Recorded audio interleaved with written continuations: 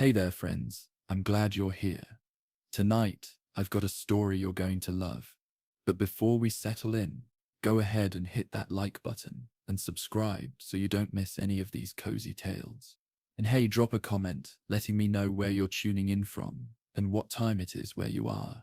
It's always amazing to see our little storytelling circle stretch across the globe. Now dim those lights, get comfy, and let's drift into tonight's journey together.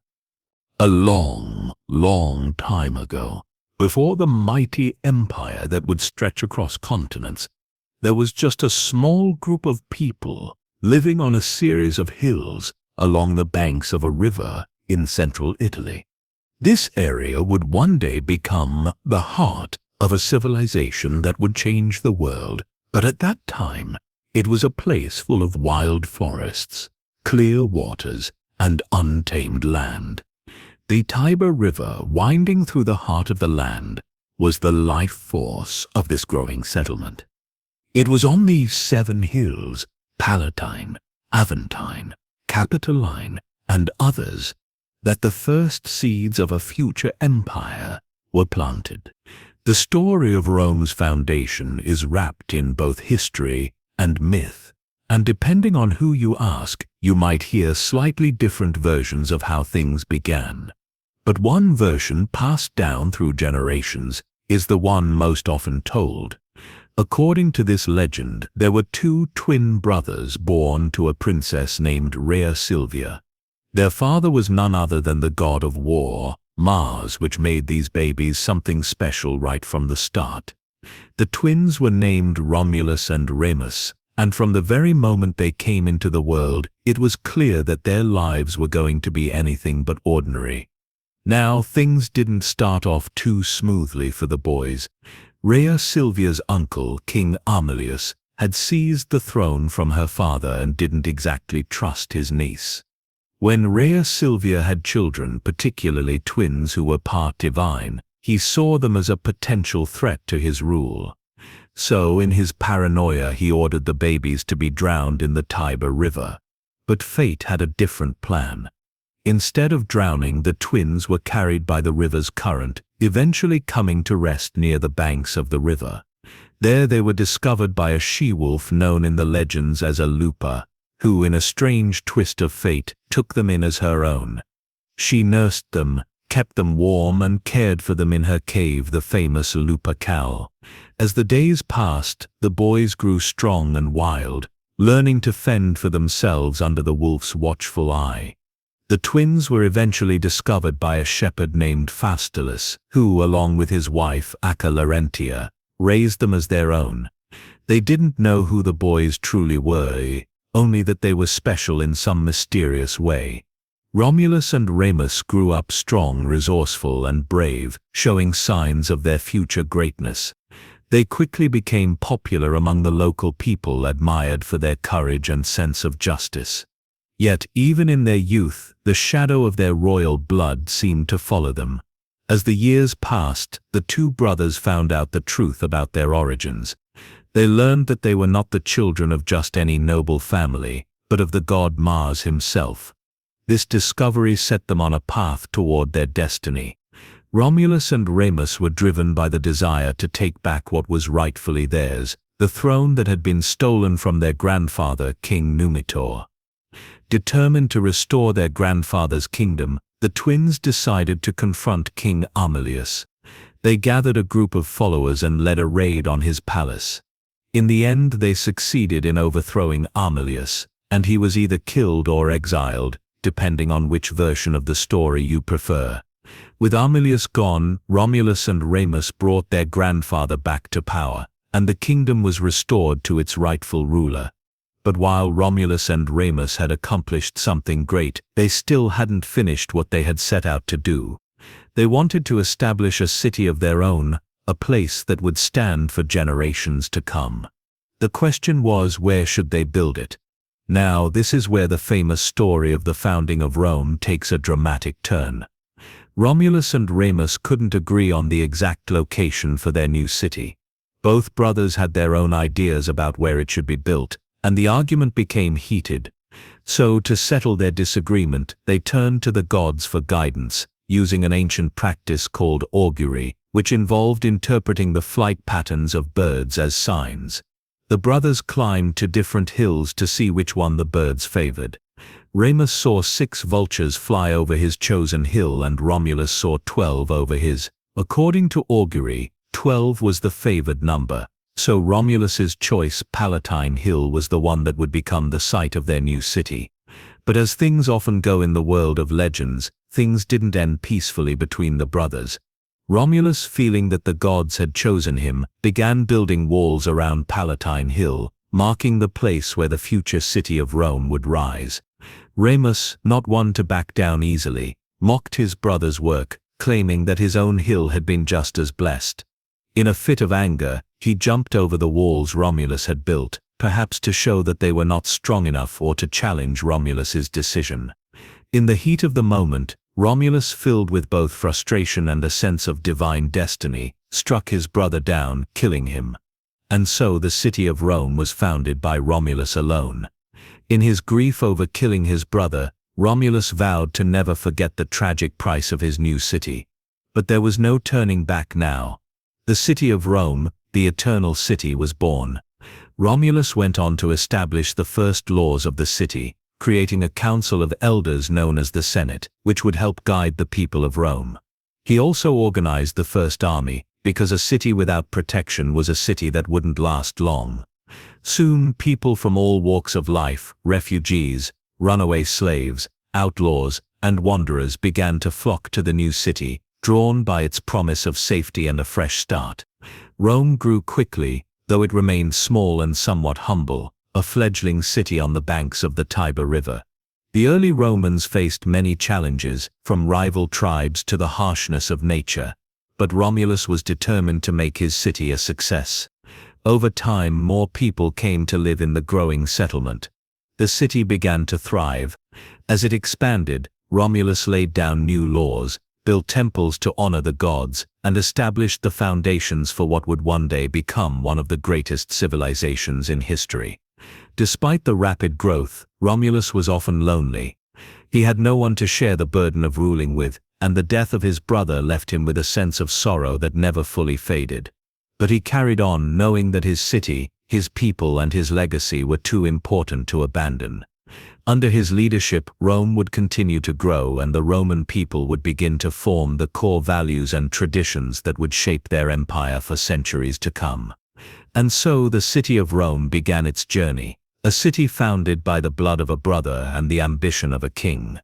Little did the people of Rome know, as they walked through the streets of their young city, that they were laying the groundwork for something far greater than they could ever imagine, an empire that would one day rule over much of the known world.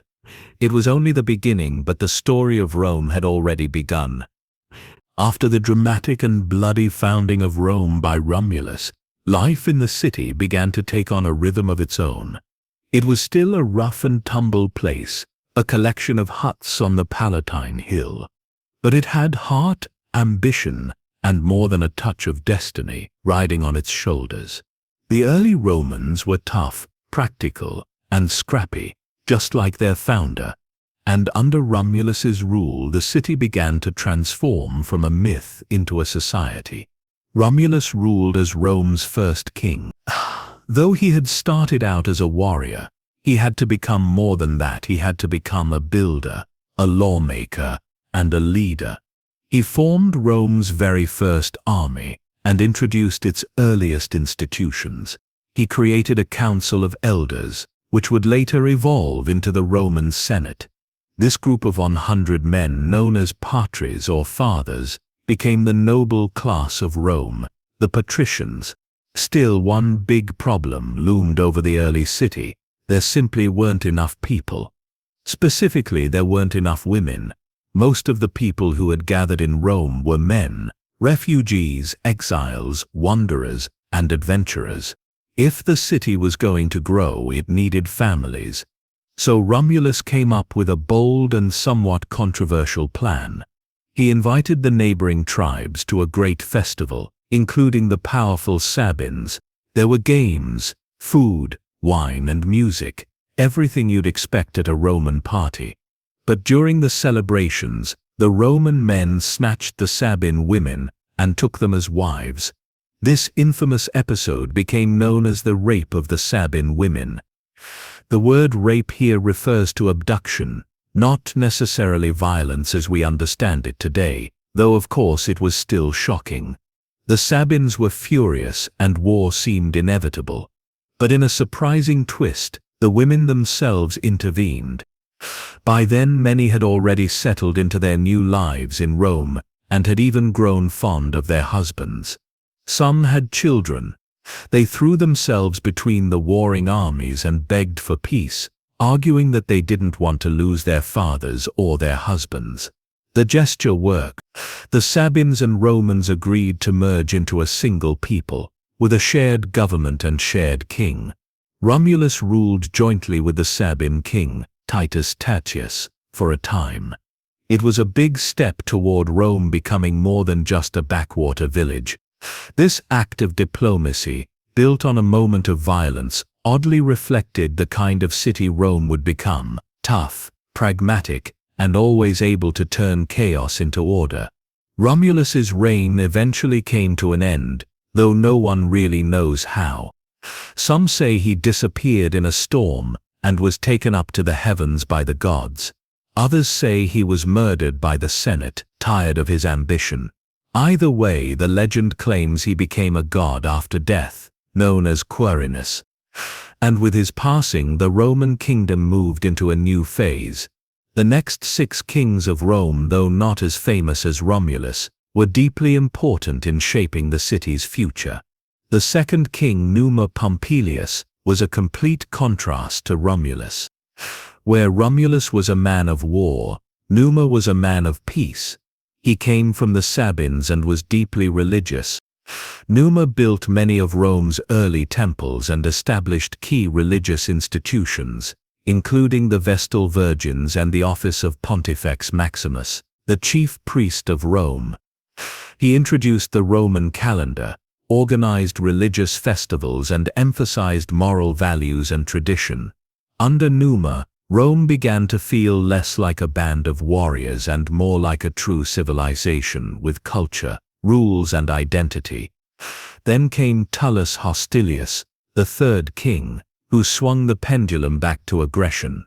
He believed Numa had made the Romans too soft, and he was determined to restore Rome's martial spirit. Under his rule, the city fought and defeated Alba Longa, an older and once dominant Latin city. One famous tale from his reign tells of the Horatii and the Curiatii, 2 sets of triplet brothers from Rome and Alba Longa, who fought a duel to determine the fate of their cities. It was brutal and symbolic, and it showed Rome's growing taste for dramatic solutions. Tullus also started the tradition of executing enemies in public, and supposedly he ignored the gods to such an extent that Jupiter struck him down with a bolt of lightning. Whether that's true or not, his reign came to a fiery end. The fourth king, Ancus Marcius, was said to be a blend of Numa's piety and Tullus's toughness. He expanded Rome's territory, built the first bridge over the Tiber, the Pons Sublicius, and extended the city to the Aventine Hill. He also founded the port of Ostia, giving Rome access to the sea for the first time. Trade began to flow and the city grew richer. Then came Lucius Tarquinius Priscus, the 5th king, and the first to come from Etruria, a powerful civilization to the north. His rise marked a new chapter in Roman society. The Etruscans were more advanced in many ways. They had sewers, arches, and luxury. Tarquin brought this sophistication to Rome. He expanded the Senate, built massive public buildings, and started construction of the great Temple of Jupiter on the Capitoline Hill. Rome was becoming a proper city with paved streets, drains, and city squares. But Tarquin's ambition made enemies, and like some of his predecessors, he was eventually assassinated. He was succeeded by Servius Tullius, a former slave or servant who rose to become king, a rare and remarkable story in Roman history. Servius reorganized the population, introduced a census, and divided citizens into classes based on wealth and military duty. He also expanded Rome's walls and brought in more territory. His rule marked a transition toward a more structured society. But the most dramatic chapter of the kingdom came under the last king, Lucius Tarquinius Superbus, known simply as Tarquin the Proud. He took power by force, overthrowing and killing Servius. Tarquin ruled like a tyrant, ignoring the Senate and ruling through fear and military force. It was during his reign that the seeds of revolution were planted. The spark that finally ignited the flames came from a tragic and horrifying story. Tarquin's son Sextus raped a noblewoman named Lucretia.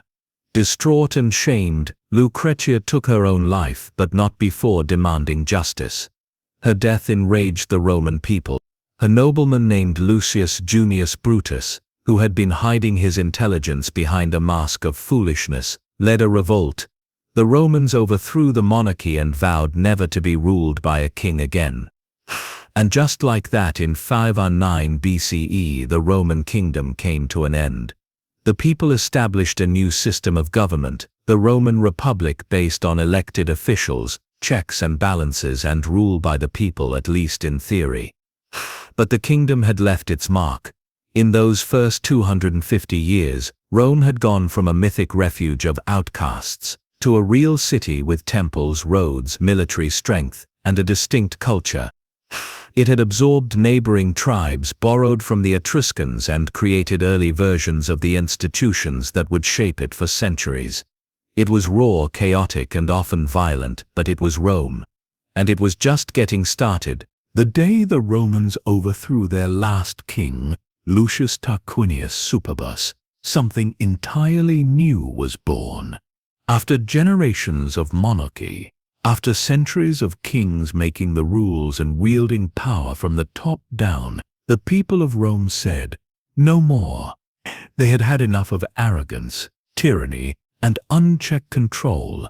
The time had come for a government not ruled by one man, but by the people, or at least, that was the idea. So, with a mix of hope, anger, and ambition, the Roman Republic was formed in 509 BCE. It wasn't a democracy in the way we think of today. Not everyone had a say, but it was a huge step toward shared power. Instead of kings, the Romans would now elect 2 leaders each year called consuls. These consuls would lead the army, make decisions, and check each other's power. If one consul went too far, the other could veto him. It was a clever system, at least on paper. Alongside the consuls was the Senate, made up mostly of patricians, the aristocratic class. These were the old families, the ones with land, money, and influence. They advised the consuls, shaped laws, and held a lot of power behind the scenes. Below them were the plebeians, the common folk, farmers, laborers, merchants, and soldiers. The tension between these two classes would shape the Republic for centuries. In the early years of the Republic, it was tough going. Rome was still a small city surrounded by enemies, rival tribes, jealous neighbors, and the lingering threat of the Etruscans made things pretty unstable. The young Republic had to fight constantly, just to survive. But if there was one thing Romans were good at, it was getting back up after being knocked down. During these wars, Rome built a reputation not just for military strength, but for grit. Their soldiers weren't always the best trained, and they didn't always win, but they were relentless. They kept coming back. Every loss taught them something. Every victory made them stronger. As the Republic grew, so did the cries for fairness. The plebeians were tired of being shut out. They fought the wars, they worked the land, but they had no voice in the government. So they did something clever. They walked out. Literally. In 4904 BCE, during a time of crisis, the plebeians left the city and camped on a nearby hill, refusing to return until they got some rights. It was peaceful, but powerful. This event, called the secession of the plebs, worked. The patricians, realizing they couldn't run Rome without the people, agreed to changes. The office of the tribune was created, elected officials who would represent plebeians and had the power to veto laws that hurt them. It was a major step forward. More reforms followed. One big one was the 12 Tables, Rome's first written laws. Up until then, laws were passed down by word of mouth, which meant they could be twisted or forgotten. By writing them down and placing them in the forum, the public square, everyone could see the rules. It was a move toward transparency, though the laws themselves were still pretty harsh. As the Republic stabilized, Rome started looking outward. The nearby Italian tribes were conquered or allied with. One by one, Latin cities fell under Roman control. Rome didn't just crush its enemies, it offered them deals. You could fight Rome and lose everything, or you could join them, keep some rights and share in the benefits. It was a smart tactic, and it helped Rome grow faster than any of its neighbors. Then came a real test, the Punic Wars. These were a series of brutal conflicts between Rome and Carthage, a wealthy city-state in North Africa. Carthage controlled much of the western Mediterranean and wasn't thrilled about Rome expanding. The First Punic War, which started in 26-4 BCE, was mostly fought at sea. Rome wasn't known for its navy, but they learned quickly. They even invented a boarding device called the corvus, so their soldiers could fight sea battles like land battles. After more than 20 years, Rome won. They took Sicily, their first province outside Italy. But Carthage wasn't done, and in the Second Punic War, they struck back with a vengeance. Enter Hannibal, one of the greatest military minds in history. Hannibal did something no one thought possible. He marched an army, including elephants, over the Alps and into Italy. It was a jaw-dropping move. He crushed Roman armies in battles like Cannae, where tens of thousands of Roman soldiers died. For over a decade, Hannibal ravaged the Italian countryside. But Rome refused to surrender. They fought back slowly, steadily.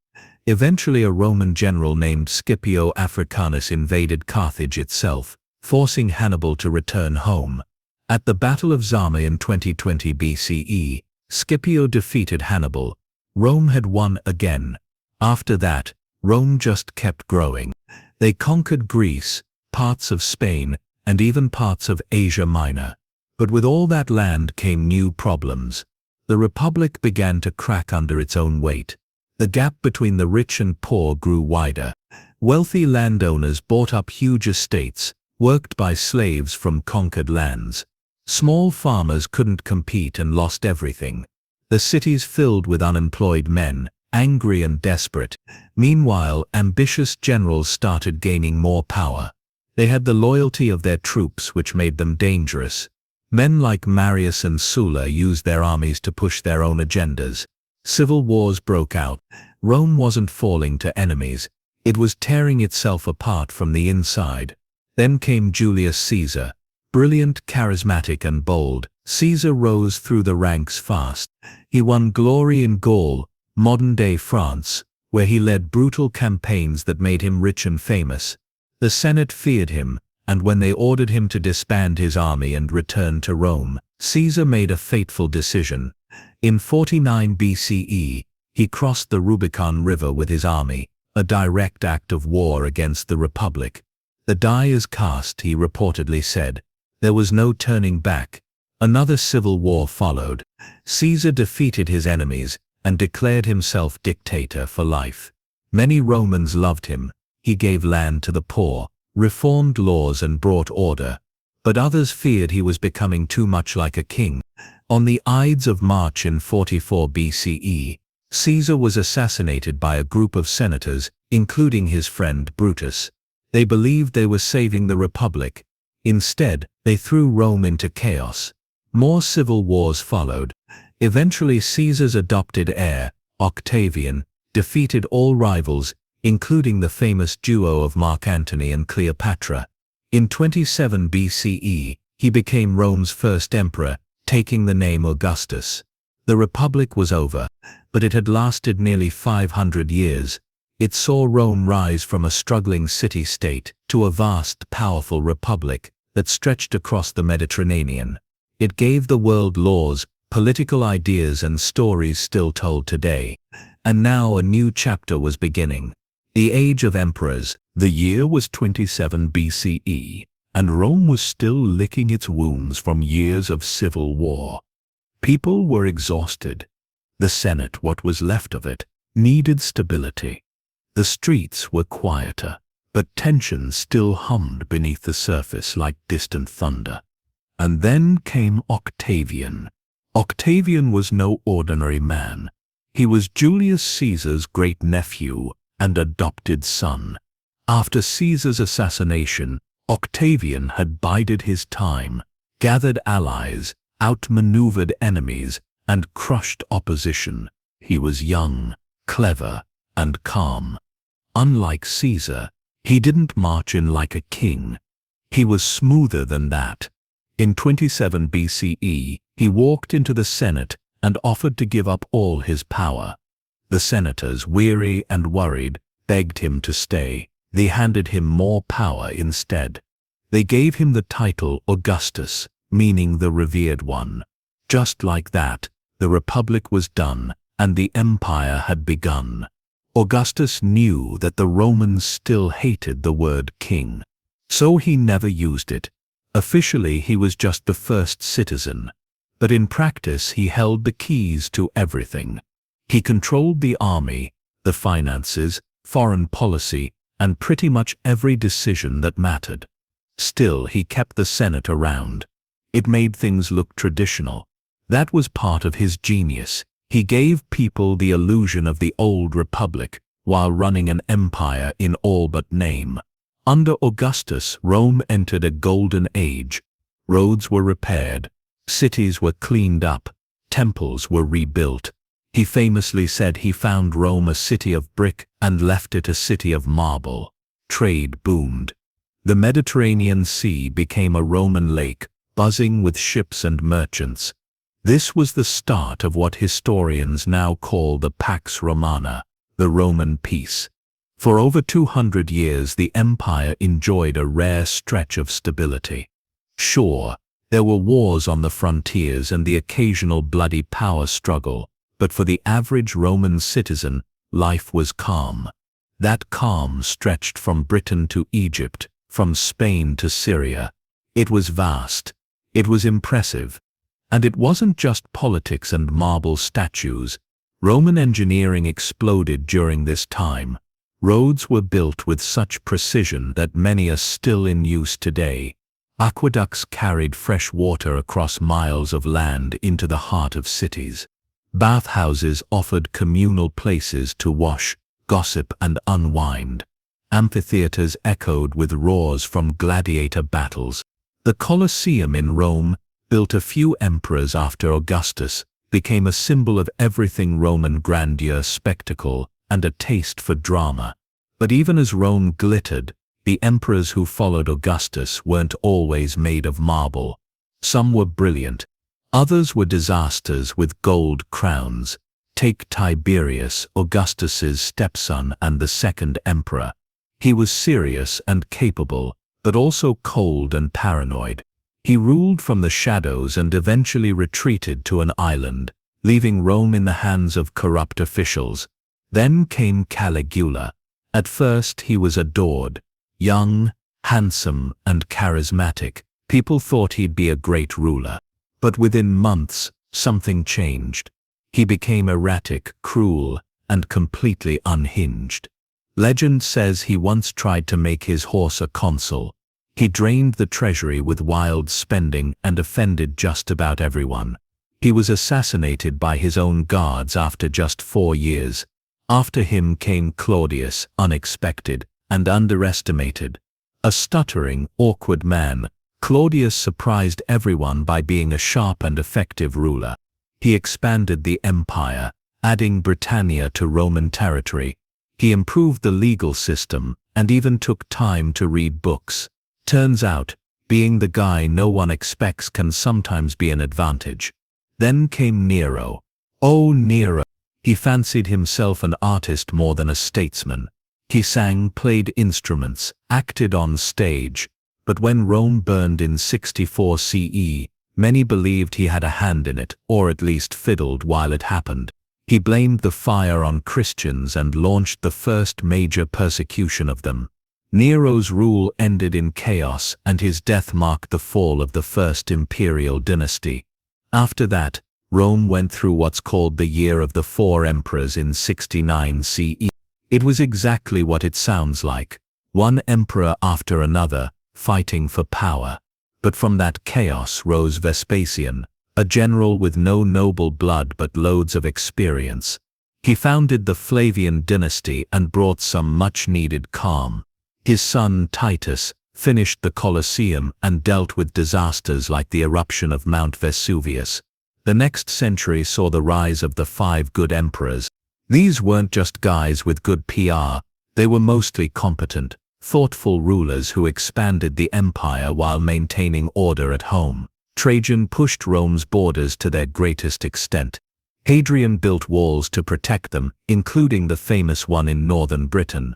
Marcus Aurelius, a philosopher king, ruled with wisdom and wrote meditations that are still read today. But after Marcus came his son Commodus. Let's just say the good streak ended there. Commodus fancied himself a gladiator and liked to fight in the arena. He spent more time chasing applause than governing. When he was assassinated, Rome slid into instability again. The late 2nd and early 3rd centuries were rough. Emperors rose and fell like waves. Some ruled only for months before being murdered or replaced. Civil wars returned. The empire faced invasions from outside and rebellions from within. To make things worse, a plague swept through the empire, weakening armies and emptying cities. The economy started cracking under the pressure. Coins were debased. Prices rose. The once unstoppable machine was starting to shake. One of the more notable emperors during this troubled time was Septimius Severus. He came from North Africa and seized power after yet another civil war. He strengthened the army and expanded Roman influence, but his rule also marked a turn toward military dominance in politics. After him, many emperors were essentially generals in armor. By the mid-3rd century, Rome had entered what historians now call the crisis of the 3rd century. In less than 50 years, over 20 emperors came and went. Most died violently. The empire even split temporarily, with breakaway regions in the west and east. It was a mess, political, economic, and military. But even in the chaos, Rome endured. That's the thing about this empire, it just wouldn't quit. It bent, but it didn't break. Not yet. Toward the end of this chapter of Roman history, a new figure would rise who would try to glue it all back together. A man named Diocletian. But that's a story for the next chapter. For now, what matters is that Rome had changed. It was no longer the idealistic republic of the old days. It had become a powerful, sprawling, and sometimes unstable empire, ruled not by law but by men with armies and ambition. It had reached incredible heights, but the cracks were starting to show. Still, even in its turbulence, the Roman Empire remained the heart of the ancient world. Its roads, laws, languages, and dreams stretched farther than ever before. And the story wasn't over yet. Not even close. By the late 3rd century, the Roman Empire was staggering like a tired giant. It had weathered crisis after crisis, plagues, invasions, rebellions, assassinations. The emperors came and went so quickly that it was hard for anyone to remember their names. Entire provinces had broken away, minting their own coins and ignoring the central government. The army had way too much power, the economy was buckling, and enemies were hammering at the borders like wolves around a campfire. And then came Diocletian. In 2084 CE, Diocletian rose to power not just as another military man in a long line of military emperors, but as a planner, a fixer, and a guy who was not afraid to make big changes. He looked at the empire sprawling and struggling and thought, this is too much for one man to manage. And so he did something radical. He split the empire in two. Now it wasn't a permanent divorce, at least not yet. It was more like shared custody. Diocletian took the eastern half and his trusted co-emperor Maximian took the western half. The east had rich cities, trade routes, and a bit more peace. The west had Rome, but also most of the headaches, barbarian invasions, economic collapse and political chaos. But Diocletian didn't stop there. He introduced something called the Tetrarchy, a rule of 4. 2 senior emperors called Augusti, and 2 junior emperors called Caesars, who would eventually take over. It was like building an imperial relay race, where power would be passed on smoothly. In theory, it was a clever system. In practice, well, Romans weren't great at sharing power. Still, Diocletian did a lot to stabilize things. He reformed the military, secured borders, and tried to control inflation with strict price laws. He even launched the empire's last big persecution of Christians, trying to unify the empire under the old Roman gods. That part didn't go well. In fact, it backfired. Christianity only grew stronger in the shadows.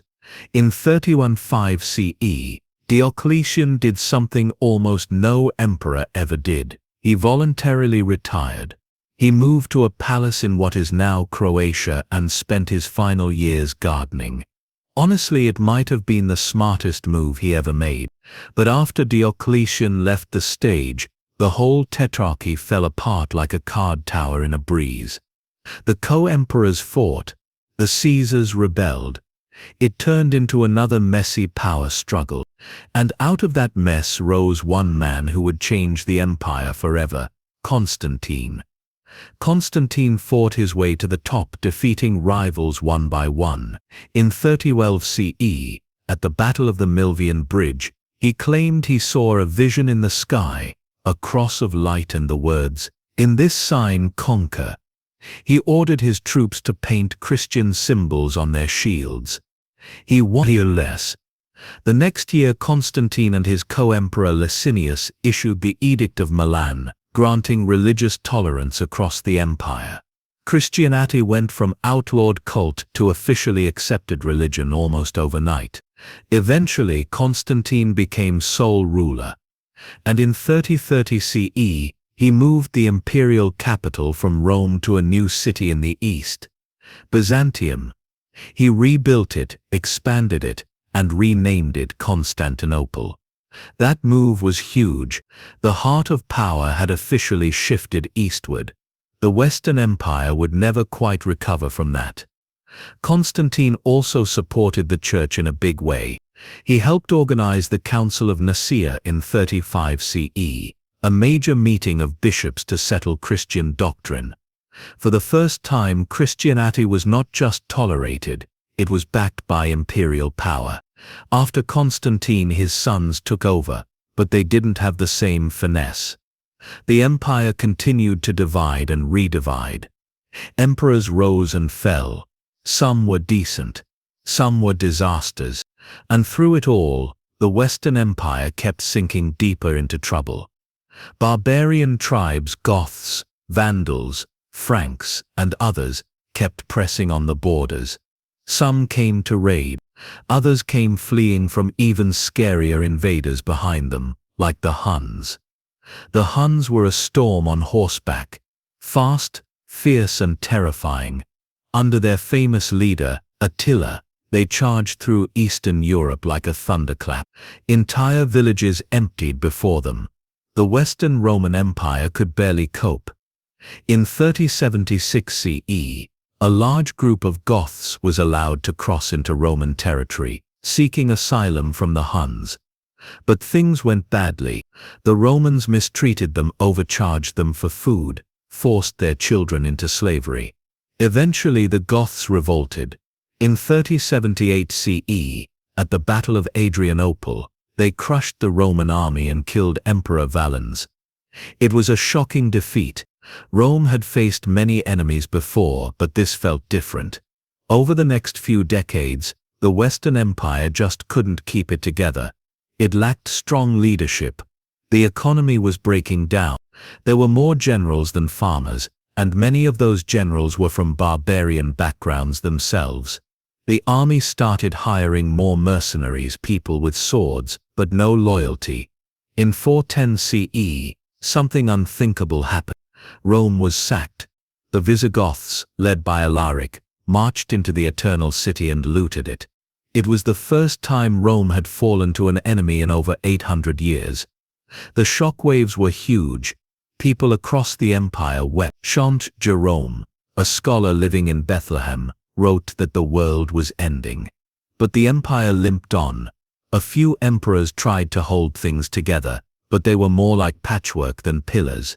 In 45 CE, it happened again. The Vandals sacked Rome. This time the damage was even worse. The empire was barely holding on, like a castle made of sand at high tide. And then in 4076 CE, it was all over. The last Western Roman emperor, Romulus Augustulus, was just a teenager. He was more of a puppet than a ruler.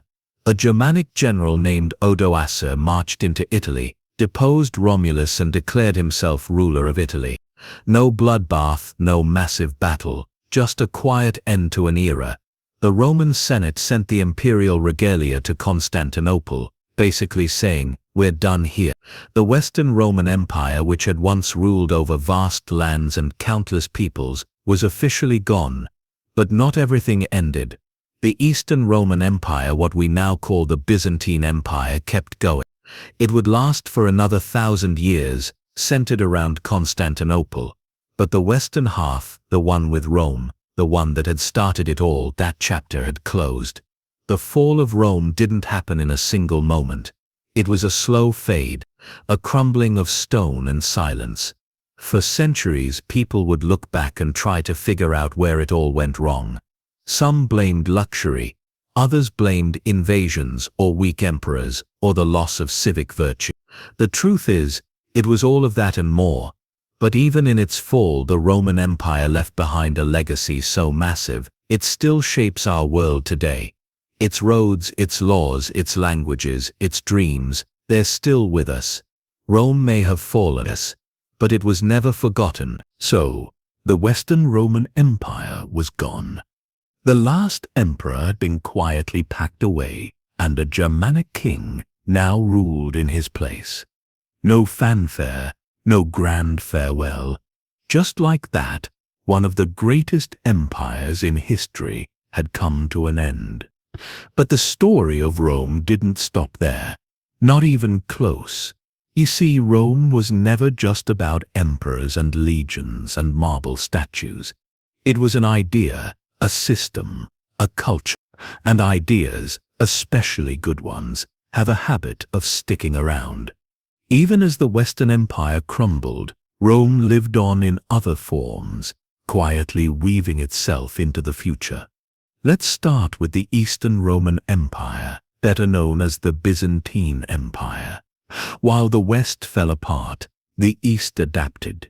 Constantinople became a shining capital, packed with wealth, trade, art, and power. The Byzantines still called themselves Romans, and they meant it. They preserved Roman laws, Roman military traditions, and the Latin language, at least for a while. Eventually, Greek became the dominant tongue, but the heart of Rome still beat beneath the marble arches of Byzantium. Under emperors like Justinian, the Byzantines even tried to recapture the old Roman lands in the west. Justinian's armies managed to take back parts of Italy, North Africa, and Spain. And while those gains didn't last forever, his reign left behind something just as valuable, the Justinian Code. It was a massive effort to collect, organize, and update centuries of Roman law. That legal code would echo down the centuries, influencing everything from medieval kings to modern constitutions. But the legacy of Rome wasn't just tucked away in Byzantine libraries or whispered in courtrooms. It was scattered across the ruins and roads of Europe, buried beneath the ashes of fallen cities. And slowly through the early Middle Ages, those fragments began to grow again. When the Germanic tribes settled into former Roman lands, they didn't just erase what came before. In fact, Many of them admired the Romans. They copied their customs, lived in their villas, even adopted Latin names. The very kings who had helped topple Rome now wanted to be seen as its heirs. They weren't trying to destroy the Roman legacy, they were trying to wear it. Take the Franks, for example. Their king Charlemagne ruled over a large swath of Europe in the 8th and 9th centuries. In the year 800, he was crowned Emperor of the Romans by the Pope in Rome. That moment was loaded with symbolism. It wasn't just about power. It was about reconnecting to a dream that hadn't died. Rome in some form was back. This new empire became known as the Holy Roman Empire. And despite the name, it wasn't very Roman and definitely wasn't very holy all the time. But the title stuck around, and it shows just how deep the Roman idea had sunk into the European mind. For centuries, kings, emperors, and popes argued over who had the right to claim Rome's legacy. Language, too, carried the echo of Rome. Latin, the everyday tongue of the empire, evolved but never disappeared. In the lands once ruled by Rome, Latin slowly transformed into new languages: Italian, French, Spanish, Portuguese, and Romanian. These are called the Romance languages, and the name says it all. They're the living descendants of Roman speech. Even in places that didn't speak a Romance language, Latin lingered. It remained the language of the church, of law, of learning. Medieval scholars wrote in Latin. Priests preached in it. Doctors and scientists debated in it. Well into the Renaissance and beyond, Latin was the thread that tied Europe's educated elite together. And speaking of the church, that's another massive part of Rome's long shadow. Christianity began as a small, persecuted movement within the Roman Empire, but over time it grew, spread, and finally became the empire's official religion. The early church was shaped by Roman organization and structure. Bishops, dioceses, councils, all borrowed straight from Roman administration. When the Western Empire fell, the Christian church stepped into the gap. The Pope, based in Rome, became a powerful figure, not just spiritually, but politically.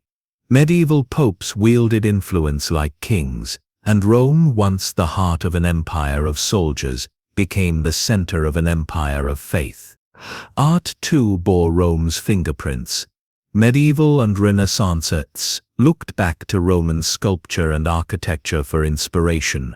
You can see Roman columns in churches, Roman domes in cathedrals, Roman domes in cathedrals, Roman statues in courtyards. Even the United States Capitol building, thousands of years later, was built in a style inspired by Roman ideals. And let's not forget law and government. Roman ideas about citizenship, justice, and governance shaped the foundation of modern democracies. The Roman Senate may have lost its power long before the empire fell, but the idea of representative government stayed alive. The concept of a republic where laws rule, not kings, found its way into the future. Enlightenment thinkers like Montesquieu and Jefferson looked to Roman models when designing new systems. Even the calendar we use today, that's Roman. July is named after Julius Caesar. August is for Augustus.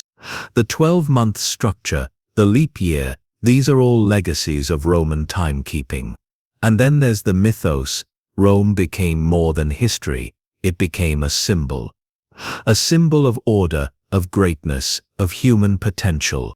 Writers and thinkers from Dante to Shakespeare to Gibbon have drawn on Rome as a source of drama, of warning, of inspiration. Sure, Rome fell, but in another sense, it never really did. Every time a law is passed in a democratic chamber, every time a child learns Latin roots in school, every time a city is laid out with grid streets and aqueducts, Rome is there. It lives in our words, our walls, our ideas. And that's the funny thing about legacy. It doesn't need thrones or legions. It just needs stories, memories, and the quiet influence of good ideas. Rome the empire is gone, but Rome the idea, that still marches. Even though the Roman Empire fell more than 1,000 years ago, it's never really gone out of fashion. In fact, you could argue that Rome has been living rent-free in our heads ever since. It's been popping up in books, films, architecture, political speeches, video games, you name it. And the funny part, most of us know more Roman history than we realize. It starts early, really. Think about it. In school, maybe you learned about Julius Caesar crossing the Rubicon, or about brave Spartacus leading a slave revolt. Maybe you watched a movie where gladiators fought in the Colosseum, or where Roman generals plotted behind palace doors. These stories stick with us. They're dramatic, full of betrayal and ambition and empire. They've got the kind of weight that makes you lean in. And Rome was just so grand. The architecture, the armies, the politics, it all had scale. Modern cities still borrow from that Roman blueprint. Walk through Washington, D.C., and look around. Big domes, tall columns, imposing government buildings meant to look like temples. That's not a coincidence. The founding fathers of the United States were obsessed with ancient Rome. They saw it as a symbol of civic duty and republican virtue. They even used Roman pseudonyms when writing secret letters to each other during the Revolutionary War. They wanted their new country to feel timeless and solid, like Rome. But it wasn't just the Americans. European leaders too were hooked on the Roman myth. Napoleon, Mussolini, Hitler, they all saw themselves as modern-day Caesars, carving out empires and modeling themselves on Roman power. Of course, they often misunderstood what made Rome strong in the first place. They loved the swords and the soldiers, but forgot the roads and the laws. Still, it shows how much Rome had seeped into the global imagination. Everyone wanted a piece of it. And then there's the pop culture side of things. Gladiator movies have been around since black and white film. One of the earliest blockbusters, Ben-Hur, was set in the Roman world. People couldn't get enough of the chariot races, the palace intrigue, the rebellion against Rome's iron grip. And then came Spartacus with its iconic "I am Spartacus" scene. That was more than just Hollywood. It was a full-blown cultural moment. Fast forward to the 21st century, and Rome is still everywhere. HBO's Rome brought gritty, street-level drama to the fall of the Republic. Ridley Scott's Gladiator gave us a fictional general-turned-slave who shook the empire with his bare hands. Even Game of Thrones, though set in a fantasy world, borrowed heavily from Roman politics, the backstabbing, the power plays, the uneasy balance between Senate and king. Rome continues to echo in the stories we tell about power, leadership, and what happens when ambition gets out of control. Video games got in on the act too. Titles like Rome Total War let players command legions, build empires, and make the kinds of decisions emperors once lost sleep over. Gamers could see how quickly a rebellion might spark, or how delicate foreign alliances could fall apart. In its own way, it was like playing a digital history book with more catapults. And then there are the memes. Yes, even on the internet, Rome has found a strange kind of afterlife. People joke about how many times men think about the Roman Empire. Apparently quite often. Social media is full of Roman references, from Caesar's betrayal to how aqueducts worked. You'll even see someone casually drop Latin phrases into their captions, just for the vibe. Vini vidi, vici, I came, I saw, I conquered. But let's pause for a moment and ask why. Why does Rome keep showing up? Why do we keep going back to it, century after century? Part of it, no doubt, is the drama. Roman history has this Shakespearean quality to it. Betrayals, murders, speeches, moral dilemmas. You've got passionate rebels, ruthless tyrants, visionary leaders. The whole story feels like something that was written for a stage, not scribbled in dusty scrolls. But another reason is more subtle. Rome isn't just a story, it's a mirror. Every generation that looks back at it sees a version of itself. When things are going well, Rome looks like the golden age. Law, order, roads, peace. When things are shaky, Rome becomes a warning. Corruption, decline, overreach. We project our hopes and fears onto it. The idea of falling like Rome shows up in debates about politics, culture, even climate. People worry, are we going the same way? Are we ignoring warning signs? Are we distracted by luxury while our foundations crack? These questions don't go away because they're timeless. Even in education, Rome has left its mark. Law students study Roman legal principles. History students learn about Roman governance. Literature students read the epics of Virgil and Ovid. Rome is one of those civilizations that touches nearly every subject. It's like a master key unlocking so many doors. And yet, despite all this admiration, we still sometimes reduce Rome to marble statues and stern-faced senators. The real Rome was far more complex. It was full of contradictions, brutal and brilliant, innovative and oppressive, glorious and messy. The people of Rome weren't so different from us. They argued about taxes, cheered at sports games, worried about the future. They made mistakes, took risks, fell in love, made art, and tried to leave their mark. And maybe that's the final reason why Rome still clings to our imagination. It was a civilization that felt human. Huge and ancient, yes, but also personal. You can read a letter from a Roman soldier to his family and feel like you're eavesdropping on someone from yesterday. You can walk down a Roman road, touch a Roman wall and feel the weight of time, but also the closeness of it. Rome isn't just history. It's a whisper. A reminder that civilizations rise, fall, and rise again in memory. That power and beauty and ambition leave marks that echo far beyond their time. Though next time you pass by a courthouse with Roman pillars, or hear someone quote Caesar, or scroll past a gladiator meme, remember, Rome is still with us. Not just in the stones and statues, but in the stories we tell, the questions we ask, and the dreams we dare to dream. Rome is ancient. Rome is modern. Rome is forever. So, here we are, thousands of years later, still talking about Rome. Still fascinated by its rise and its fall. Still quoting its thinkers, borrowing its architecture, and weaving its stories into our lives. And that naturally raises the question, why? What does this ancient empire still have to teach us today? Because, let's be honest, Rome isn't just about battles and emperors and stone ruins. It's about the choices people made, the systems they built, the ideas they clung to. Rome was a laboratory of civilization, testing what worked and what didn't on a massive scale. And a lot of those experiments are still playing out. Take government, for instance. The Romans were obsessed with how to manage power. In the early days of the Republic, they didn't trust kings. They'd had one too many tyrants, and decided enough was enough.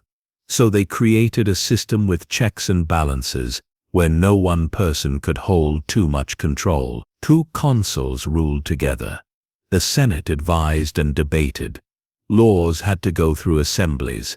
It was messy, sure, but it was a start, a framework that tried to balance order with freedom. Sound familiar? Modern democracies, especially the United States, owe a lot to that Roman framework. The whole idea that power should be divided, debated, and kept in check. That's Roman thinking. Even the symbols, the eagle, the laurel wreath, the Capitol building, were borrowed straight from ancient Rome. But the Romans didn't always stick to their own rules. Over time, as fear and ambition crept in, power started to concentrate again. Dictators were appointed in times of crisis. Some gave up that power when the emergency passed, but not all. Julius Caesar famously refused to step aside. And once he was assassinated, the door had been opened. Emperors soon followed, and the Republic faded into history. That shift from shared power to centralized control is a warning that still resonates. It shows how fragile democracy can be when people stop believing in the rules or start prioritizing their own power over the system. Rome teaches us that institutions matter, but only if people protect them. Then there's the lesson of inclusion, or, more accurately, the struggle with it.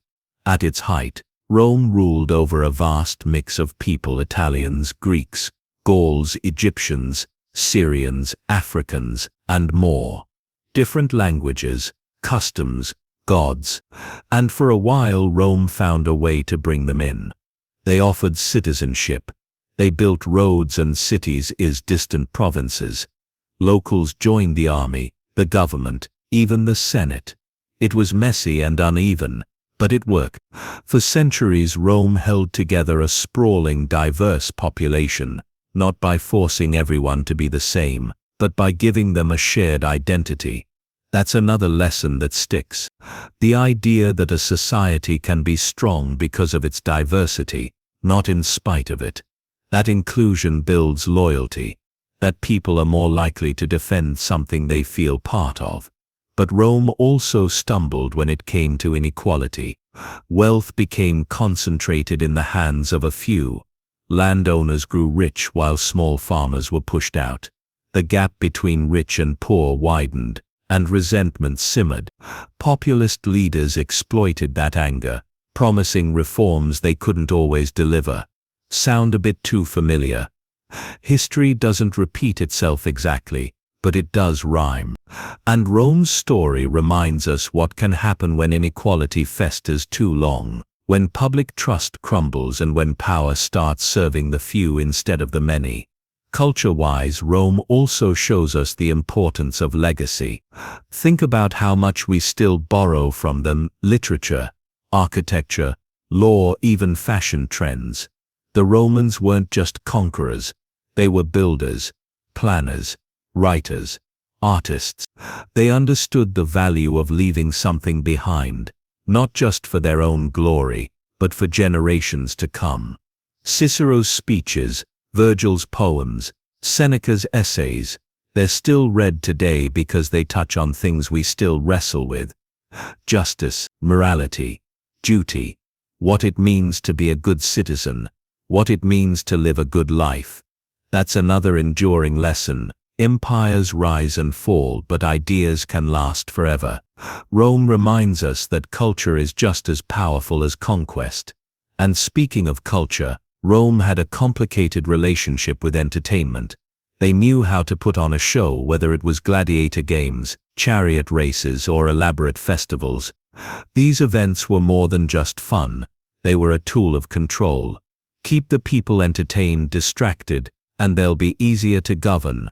Bread and circuses, as the phrase goes. The emperor gives out free food and flashy games, and in return, the people don't ask too many questions.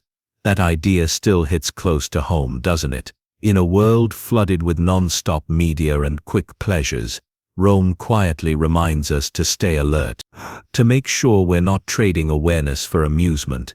But for all its flaws, Rome also gives us something hopeful. The idea that humans, ordinary, flawed, ambitious humans, can build something magnificent, something that lasts. The roads they paved, the aqueducts they built, the cities they planned, they're still here, still standing. That's not just impressive, it's inspiring. It tells us that what we build today, our systems, our values, our institutions, could shape the world for thousands of years. That our actions, just like theirs, can echo into the future. And maybe that's the greatest lesson of all, that the story of Rome isn't really over. It continues every time we pass a law, write a poem, walk through a city, question authority, or try to leave the world a little better than we found it. Rome fell, yes, but it also lived on in the East, in Europe, in ideas, and it lives on now in our conversations, our classrooms, our cultures. It's more than ruins, it's a reminder. A reminder that power must be handled with care. That unity doesn't mean uniformity. That legacy is built, not inherited. That humanity, with all its brilliance and chaos, is capable of creating something truly extraordinary. Rome wasn't perfect. Far from it. But it still has something to teach us. And as long as we're willing to listen, to learn, to look at the past with curious eyes, Rome will never really be gone. Because in the end, Rome wasn't just an empire. It was a mirror. And in that reflection we still see ourselves,